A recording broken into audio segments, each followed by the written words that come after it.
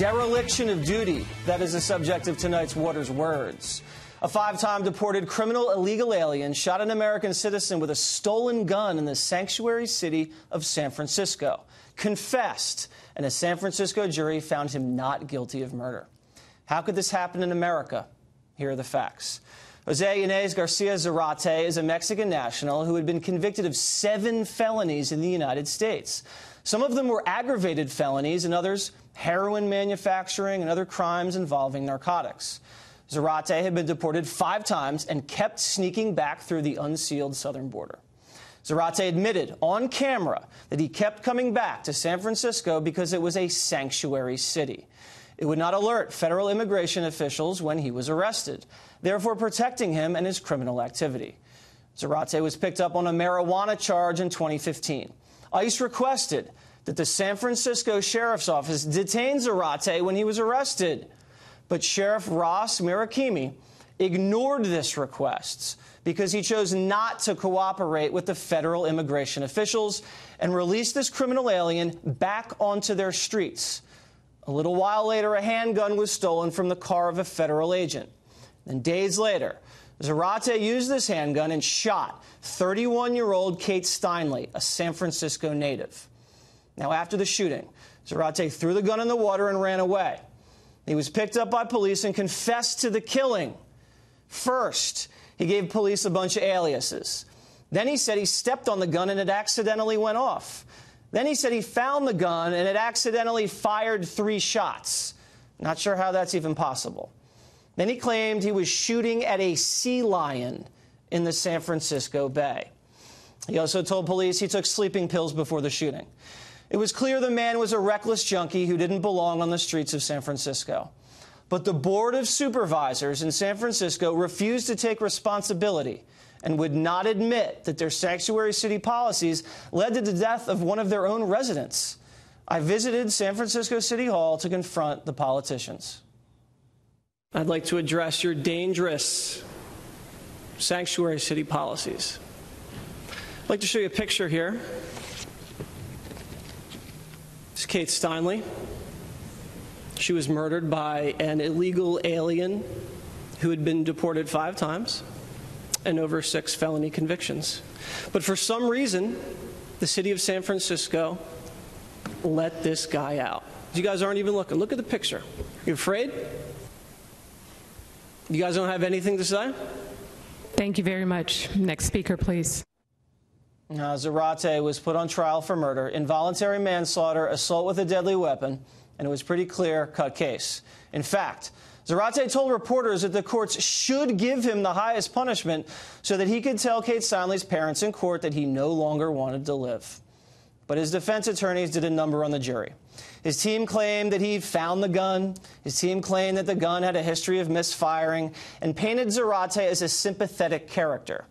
Meanwhile, the prosecution downplayed the involuntary manslaughter and assault with a deadly weapon charge and laid their entire case on the murder 1 charge, arguing that Zarate deliberately shot Kate Steinle.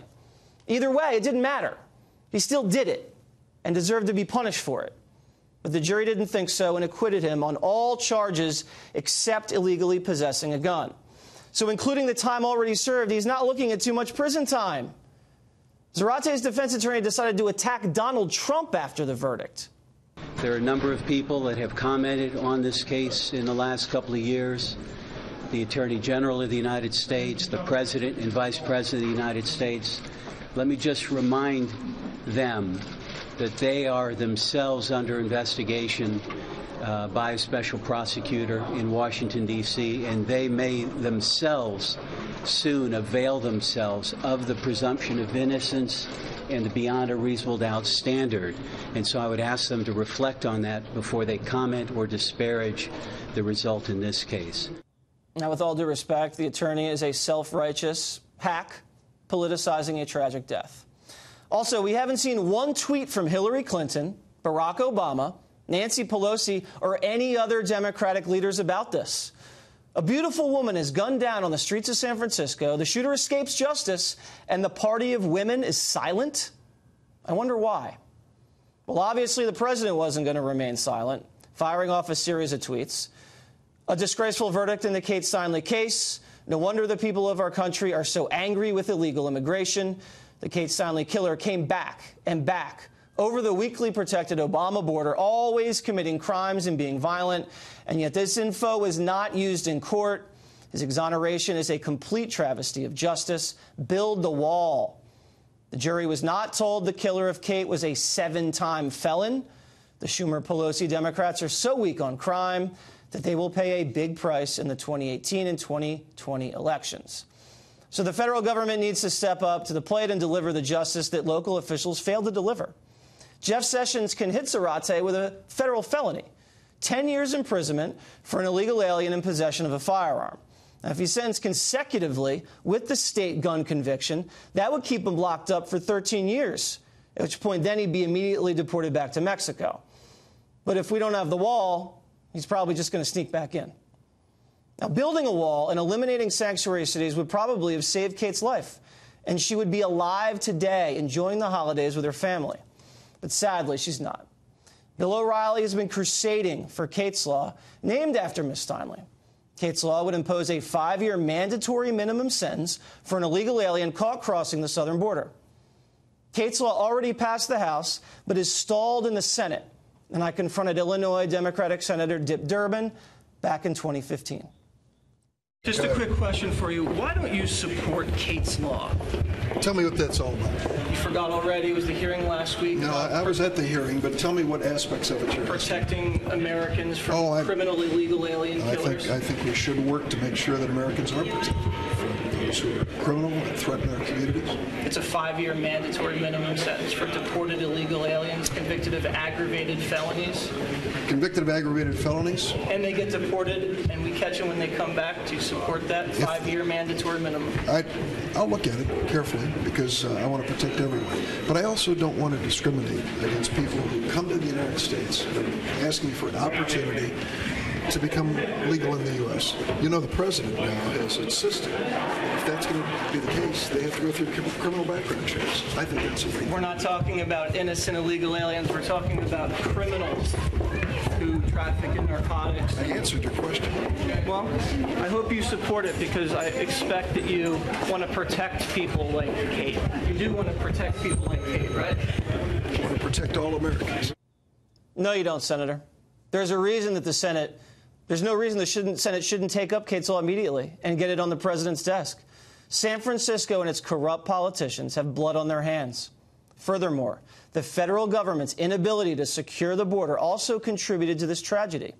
A country without laws and borders is not a country, but the left is okay with that because open borders gives them political power. And I'll leave you with this. Kate Steinle's father testifying in front of the Senate back in 2015. Kate was beautiful, kind, happy, caring, loving, and deep in faith. Kate had a special soul, a kind and giving heart, the most contagious laugh, and a smile that would light up a room. Kate loved to travel, spend time with her friends, and most of all, spend time with her family. In fact, the day she was killed, we were walking arm in arm on Pier 14 in San Francisco, enjoying a wonderful day together. Suddenly, a shot rang out. Kate fell and looked at me and said, "Help me, Dad." Those are the last words I will ever hear from my daughter. Now, a father should never have to hear those words. It is our local, state, and federal government's duty to help and protect American citizens from criminals coming into this country and doing us harm. And they have failed. And now it's time, the citizens' duty, to make sure we never let our government fail us again.